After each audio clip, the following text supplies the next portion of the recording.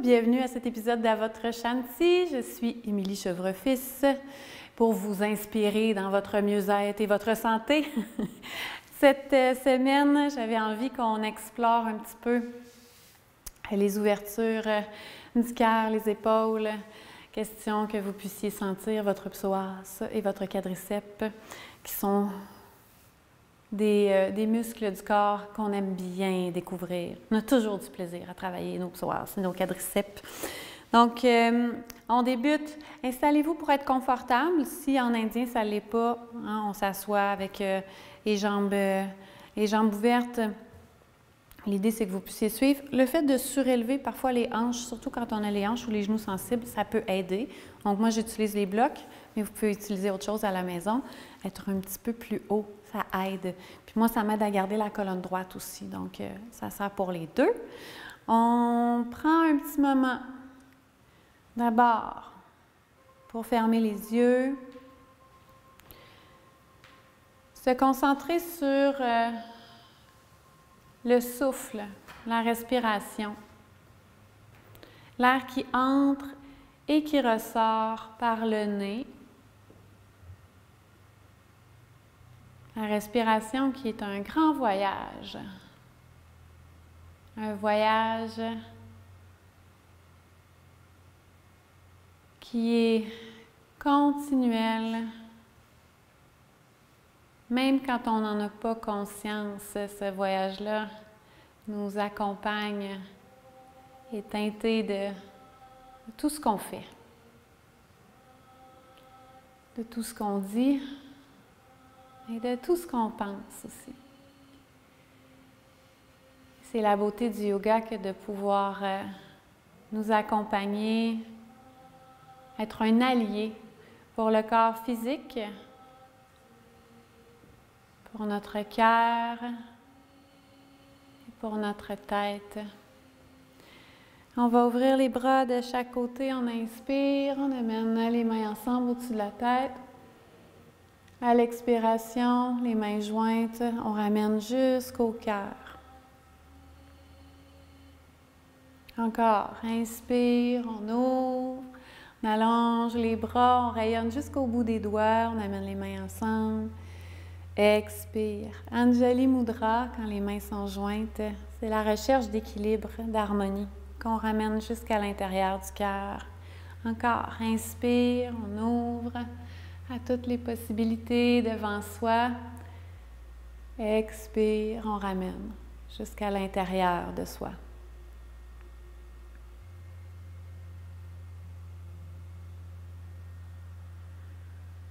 Et on va déposer les mains sur les cuisses. Commencez doucement avec la tête qu'on envoie vers la gauche, ensuite vers la droite. Doucement, avec le souffle. On reste conscient du souffle.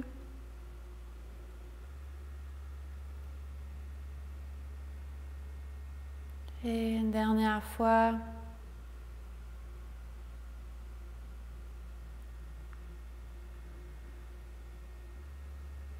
On ramène au centre. Cette fois-ci, avec la main gauche, on va descendre la tête du côté gauche. Avec la main gauche, on va chercher l'oreille appuyée doucement, tranquillement. Allez chercher ce bel étirement-là. On peut le sentir jusqu'ici, jusque dans l'épaule. Et on relâche doucement. Laisse aller, on fait l'autre côté. Main droite sur l'oreille droite et on descend.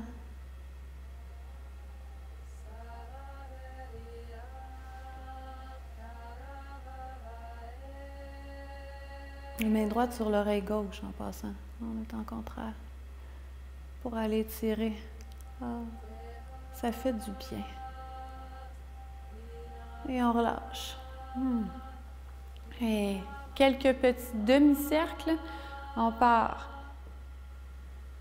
Par la gauche, on s'en va en bas, on revient vers la droite. Et on part du du côté opposé et on revient. On fait ça quelques fois, demi-cercle.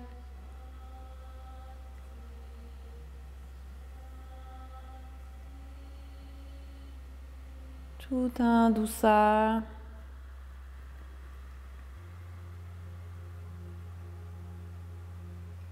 Et on ramène au centre. Ouverture latérale maintenant pour les côtés. Si on a besoin de se délier les jambes, on peut le faire. Sinon, on va essayer d'avoir tout le monde la même... Regardez la jambe qui est devant, puisque tantôt, que ce soit la droite ou la gauche que vous ayez mis en premier, tantôt on va inverser, on va changer de côté. Donc on prend conscience de la jambe qui est en avant, super. Et on allonge le bras droit pour commencer. On s'appuie soit contre la cuisse gauche avec la main gauche, ou soit au sol. On allonge le bras droit, on inspire. À l'expiration, on veut aller vers la gauche. Étirement latéral. On veut sentir tout le côté droit qui va s'ouvrir. C'est comme si on allait créer de l'espace entre les vertèbres. On peut rester ici, mais si on a tendance à crisper au niveau des épaules, on inspire, expire, on retourne.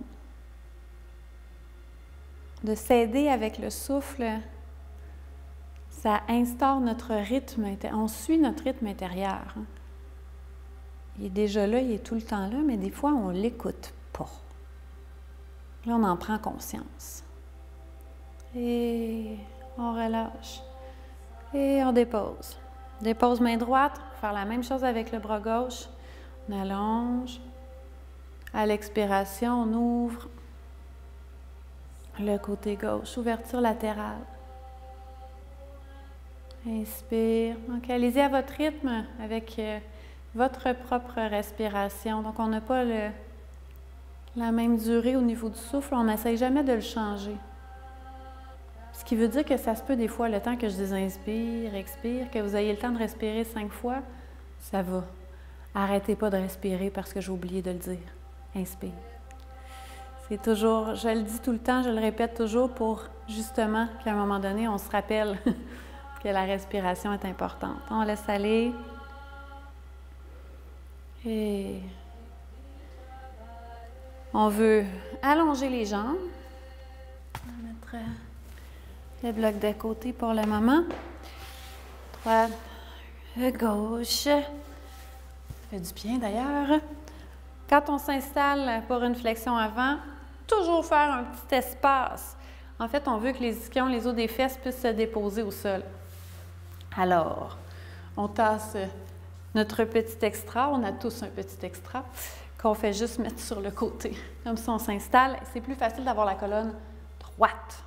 OK? On pousse les talons vers l'avant juste pour être conscient, justement, des jambes.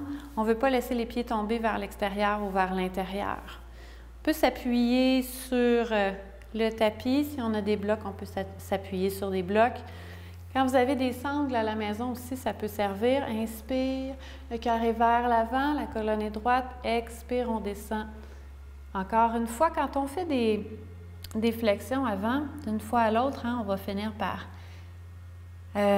connaître les actions clés des postures. On veut que le nombril s'en aille vers les cuisses. Donc, on ne veut pas avoir la colonne arrondie puis descendre le front. OK?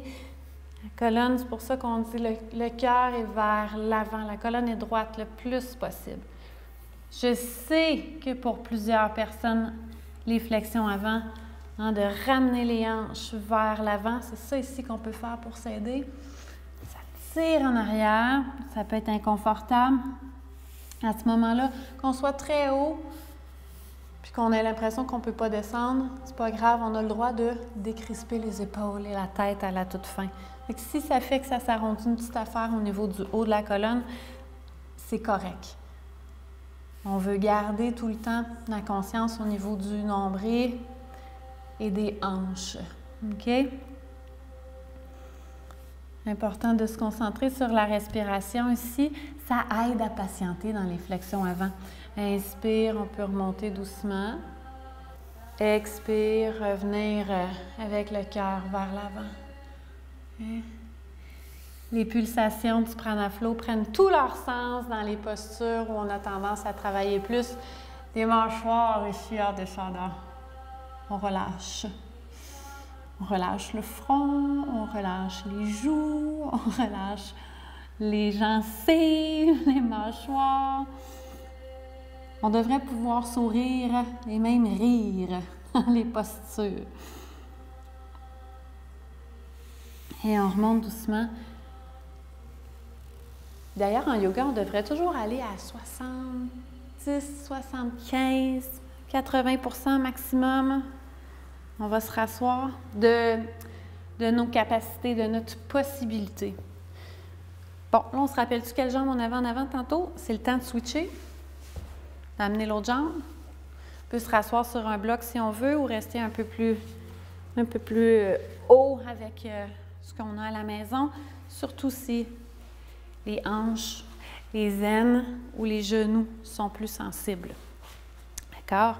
On dépose. Ici, on veut amener les bras au-dessus de la tête. Inspire.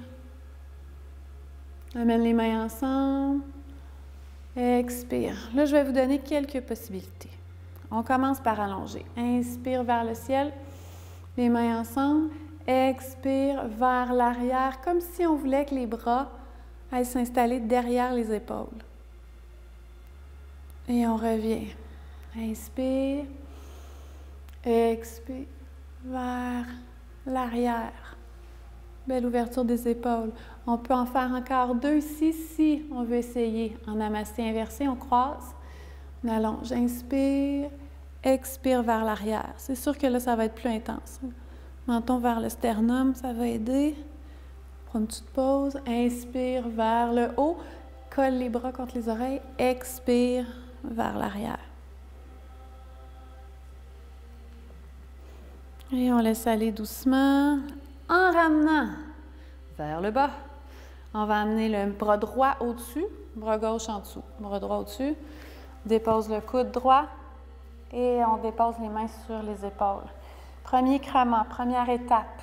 Les kramas sont des possibilités pour chacun d'être dans la même posture, mais en respectant son propre corps. Avec les mains sur les épaules, on va pousser, inspire, les coudes vers le ciel, le menton suit, le regard aussi. Expire, on ramène les coudes vers la poitrine. Encore, inspire. Donc on y va à son rythme, vous n'avez pas besoin de me suivre. Inspire vers le haut, expire, les coudes à la poitrine. On continue ici. S'il y en a qui veulent essayer le deuxième krama, le dos des mains ensemble, inspire, même chose, coude vers le ciel. Donc les mains s'en viennent au-dessus de la tête, expire. Le dernier krama, on va en faire encore 1 ou 2 dans l'option qui est la bonne pour vous. Le dernier krama, si on croise les mains. Et si on vient croiser ici, les pouces sont vers le visage, les petits doigts vers l'extérieur. C'est bon? Une dernière fois.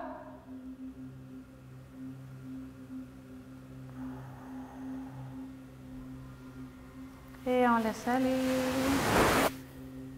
jusqu'au ciel. Inspire, on allonge les bras. Expire au front et au cœur. Et on dépose. On va faire l'autre côté. On ouvre. Cette fois-ci, on y va directement, soit les mains ensemble, soit en namasté inversé. OK? On en fait 3. Inspire vers le ciel, expire vers l'arrière. Encore. On ramène et on inspire, on allonge. Expire. Quand on est au bout de l'expiration, on inspire, on allonge, expire vers l'arrière.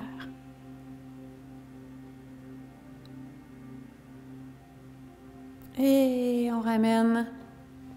Et cette fois-ci, bras gauche au-dessus, bras droit en dessous. Qu'on appelle Garuda.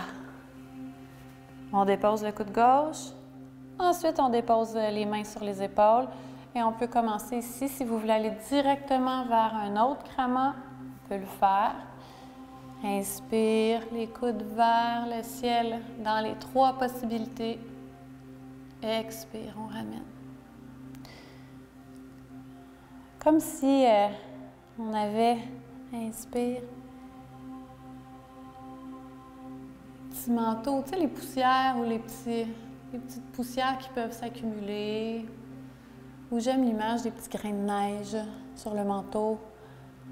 Là, c'est toutes les petites tensions, les petits poids qui peuvent être sur les épaules. Cet exercice-là nous permet de souffler sur les petites poussières. Hop, hop, avec les mains. On laisse ça tomber. Une dernière fois. Laissez tomber vers la terre. Ce qui nous empêche d'ouvrir le cœur. Ce qui fait qu'on est courbé vers l'avant, peut-être. On laisse aller doucement. Inspire vers le ciel. On ramène au cœur. Et petite torsion pour compléter. D'abord, les épaules derrière, 1 fois, 2 fois, 3 fois. Hop. Ensuite, main gauche qui s'en vient s'installer sur la cuisse droite. On dépose la main droite au sol. Petite torsion. On inspire, la colonne est droite. À l'expiration, on veut regarder vers la droite, peut-être même vers l'arrière en gardant la colonne droite. Et on ramène. Les seules personnes qui ne feront pas les torsions, c'est les femmes enceintes. Faites juste, si on a des femmes enceintes, à l'écoute, plutôt que d'aller vers la torsion, parce qu'en fait, ce qu'on veut, c'est que bébé puisse prendre tout son espace. Donc, plutôt que d'aller le squeezer dans son espace, on va allonger la colonne. Ça, c'est super au niveau des allongements, parce qu'on a tendance à vouloir justement aller créer cet étirement-là, OK? Mais pas d'aller au maximum de la torsion. C'est bon, ça? L'autre côté, main droite sur la cuisse. Gauche, on dépose la main gauche au sol. Inspire, on allonge. Et à l'expiration, l'épaule gauche vers l'arrière, l'épaule droite vers l'avant.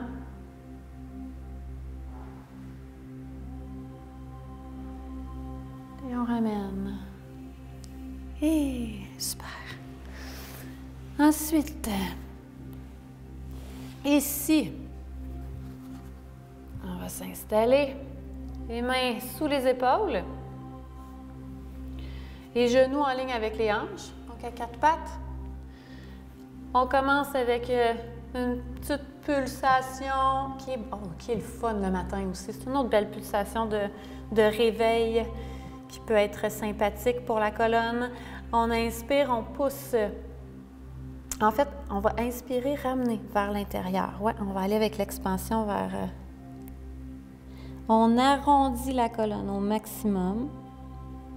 À l'expiration, on ramène le nombril vers la terre, le cœur vers l'avant.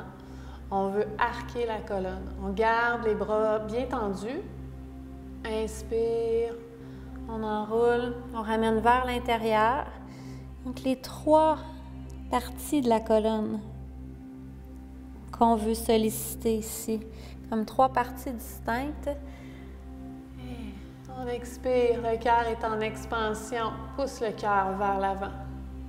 On fait ça encore quelques fois, on suit le rythme de notre souffle encore, donc pas besoin d'aller exactement au même rythme que moi. Et ça permet d'observer justement au niveau de la colonne, du haut de la tête en fait, jusqu'au coccyx. Observer s'il y a des petites tensions, des petits nœuds dans le corps physique qu'on peut sentir.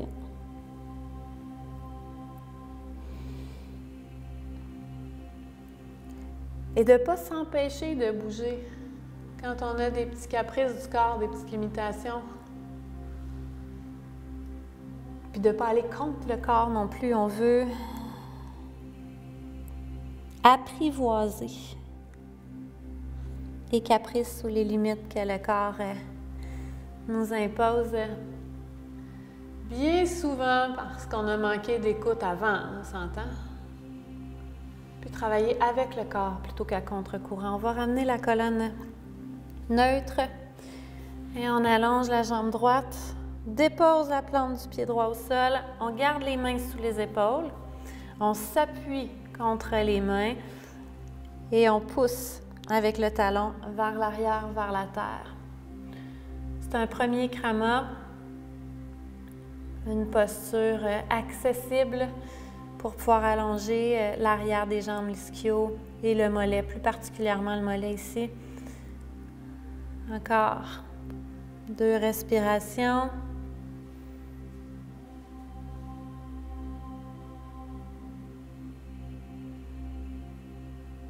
Et on dépose. On fait la même chose avec la jambe gauche. Plante les orteils du pied gauche, on pousse avec le talon vers l'arrière, vers la terre. On est bien appuyé, les mains sont bien ancrées au sol.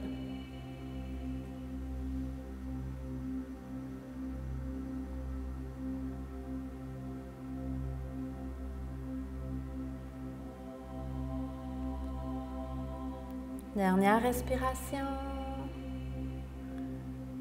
Et on dépose. On peut continuer, si on veut, de cette façon-là, encore quelques fois, donc droite et gauche, pour allonger l'arrière des jambes, ou bien on essaie avec la tête en bas. On plante les orteils dans le tapis, on engage. Il faut engager les muscles centraux pour être en mesure de pousser les hanches vers le ciel, tendre les bras et pousser les talons vers la terre. Si les talons sont hauts, c'est correct. On y va graduellement. Et on ramène ensuite. Donc, autant pour l'arrière des jambes que pour les épaules. On a bien senti dans les épaules l'ouverture que ça crée. On va pousser le cœur devant, le nombril vers la terre. Et on y retourne. On va le faire quelques fois ensemble. Plante les orteils. On pousse les hanches vers le ciel. Le coccyx vers le ciel également. Un beau V inversé. Les bras sont tendus. Et on ramène. On va placer tranquillement en même temps notre Adho Mukha Svanasana de cette façon-là. Le chien tête en bas. Encore. Plante les orteils. Et là, on va porter attention en poussant avec les talons vers l'arrière. Est-ce qu'on a l'impression que la colonne est arrondie? Si on a l'impression que la colonne s'arrondit ici, c'est parce qu'on manque de flexibilité.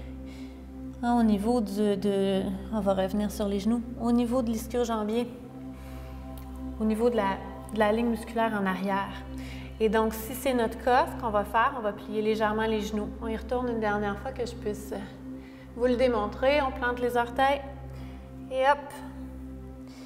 Et donc, si ma colonne, quand je vais aller vers la terre avec les talons, elle s'arrondit, je vais plier légèrement les genoux pour aller chercher cette belle ligne droite avec la colonne. Et on revient au sol.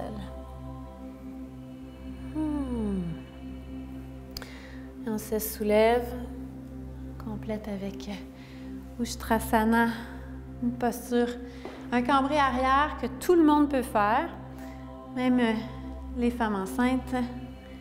Justement, c'est votre possibilité, puisqu'on ne veut pas aller sur le ventre. Donc, on amène les doigts vers le ciel, on s'appuie sur les hanches. OK, au niveau du corps, on veut faire quand je dis la bascule du bassin, le coccyx est vers la terre pour être en mesure, pour les cambrer arrière, pour aller chercher maximum d'efficacité pour la colonne, puis pour pas aussi créer de compression au niveau du bas du dos. C'est pour ça qu'on veut faire la bascule du bassin qui est importante dans les cambrés. Donc, si vous avez une sensibilité au niveau du bas du dos, c'est peut-être justement parce qu'on a tendance à s'en aller comme ça, là, ici. On veut ramener. C'est bon, ça? C'est le truc ultime pour les cambrés arrière. Coccyx vers la terre. On roule les épaules vers l'arrière. Inspire. On ouvre le centre du cœur. Sans briser la nuque. On veut toujours garder l'ouverture ici, qui est la même, peu importe jusqu'où on va dans le cambré. On ne veut pas laisser aller la tête vers l'arrière. Et on revient. On s'assoit sur les talons, on ouvre les cuisses et on allonge doucement les bras pour aller déposer le front au sol. Balasana, une posture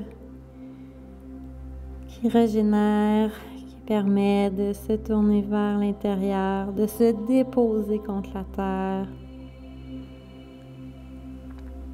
Une posture régénérative, mais qui est excellente.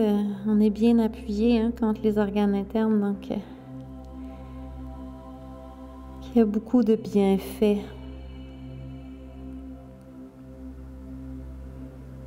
Et on prend le temps de remonter doucement. On inspire, une vertèbre à la fois, jusqu'à ouvrir le cœur en roulant les épaules vers l'arrière. J'aime bien aller chercher. Les mains entrelacées, les doigts. Ah oui, inspire, expire. Quand c'est accessible, toujours. Sinon, on garde les mains de chaque côté, c'est toujours bon. Et on vient s'installer pour une dernière petite posture avant de se coucher sur le dos. Flexion avant. Comme on a fait au début, on va la refaire ensemble. 5 respirations. On va la faire en même temps. Donc, à chaque fois, on se replace, les jambes tendues. Plus les jambes sont collées, plus ça demande de la flexibilité pour descendre. Donc, on peut ouvrir pour se faciliter la tâche légèrement. On s'appuie, soit sur les mains, soit sur les jambes, soit au sol. Inspire, on allonge. Expire, on descend. Puis on va le faire avec la respiration, justement. Quand on est au bout de l'inspiration, on inspire, on remonte. Expire, on descend. On garde la colonne droite, les hanches tournées vers l'avant. Encore. Inspire. Expire. Chaque fois, on peut peut-être gagner un petit millimètre de plus.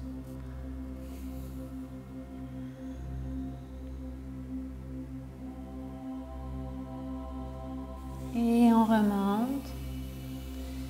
Et on prend le temps de se coucher sur le dos. Je vous laisse vous installer. Un court instant de Shavasana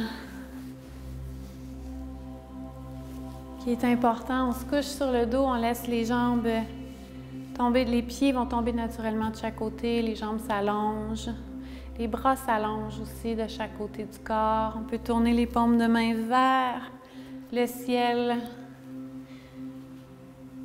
se laisser imprégner, inspirer par toutes les belles énergies qui nous entourent.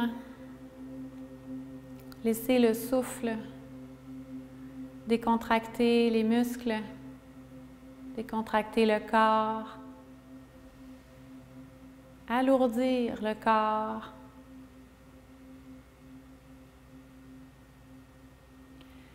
Profitez de ce moment d'immobilité pour que le cœur puisse s'alléger et rester aussi longtemps que vous le pouvez en Shavasana. C'est la posture la plus importante quand on complète un petit, moyen ou grand vinyasa. Je vous laisse en plein contact avec votre souffle, avec votre cœur.